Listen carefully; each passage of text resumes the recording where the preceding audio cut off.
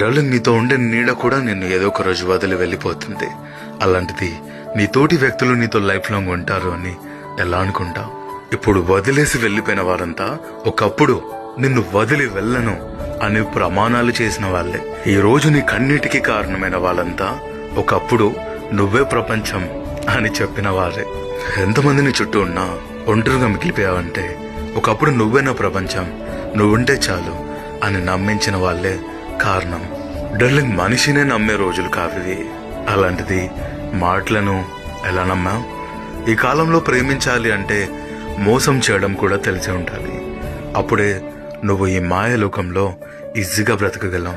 లేకపోతే నిన్ను మోసం చేయడానికి అందరూ రెడీగా ఉంటారు. జాగ్రత్తగా ఉండు.